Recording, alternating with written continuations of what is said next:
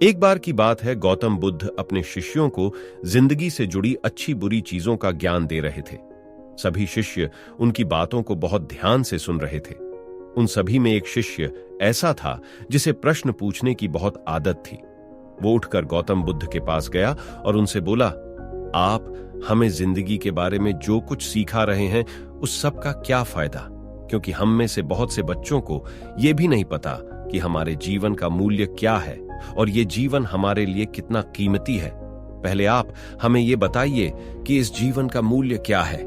अपने शिष्य की बात सुनकर गौतम बुद्ध अपने कक्ष में गए और एक चमकता हुआ पत्थर का टुकड़ा लेकर आए। वो टुकड़ा उन्होंने अपने शिष्य को दिया और बोले, मैं तुम्हें इस जीवन का मूल्य तब बताऊंगा जब तुम इस पत्थर का सही मूल्य पता लगाकर आओगे। साथ ही ये ध्यान रखना कि तुम्हें ये पत्थर का टुकड़ा किसी को बेचना नहीं है।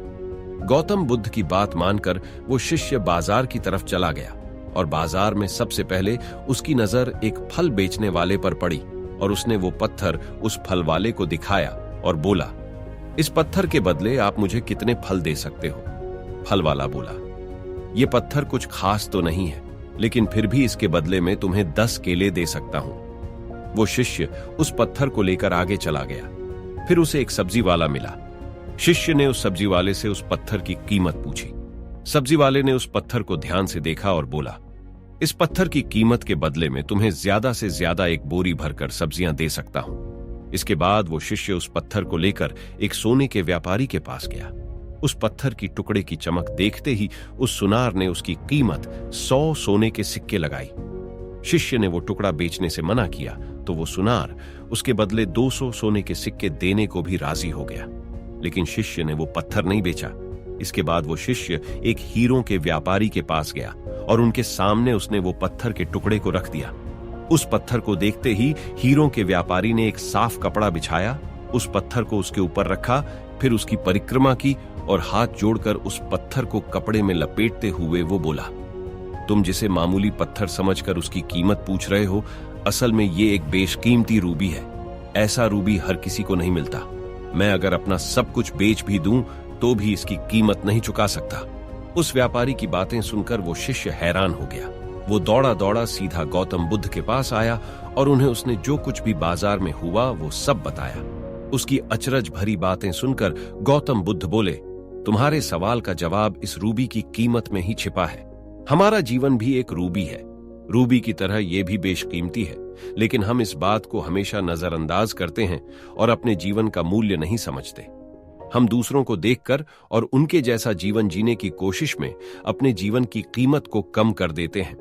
हम ये सोचते हैं कि हमारी जिंदगी की कीमत वही है जो दूसरे हमें बताते हैं, लेकिन ये बात हमेशा ध्यान रखना कि सामने वाला अपनी हैसियत, बुद्धि और अपनी समझ के हिसाब से तुम्हारी कीमत लगाता है। जिंदगी सिर्फ एक बार मिलती है, इसलिए इसको बर्बाद ना करें। अपनी जिंदगी को उतना ही कीमती समझें जितना कीमती आप अपने बैंक में रखे रुपयों को समझते हैं। आज के समय में लोग अपनी जिंदगी से ज्यादा कीमती प्यार, पैसों और दिखावे से भरी चीजों को समझते हैं। प्यार के चक्कर में लोग सुसाइड कर लेते हैं, पैसों के चक्कर में ऐसा काम करने लग जाते हैं जिससे उनकी जिंदगी बर्बाद हो जाती है। नाम कमाने के चक्कर में उल्टे सीधे काम करने लग जाते हैं। हमेशा याद रखें कि दिखावा करना जरूरी नहीं है।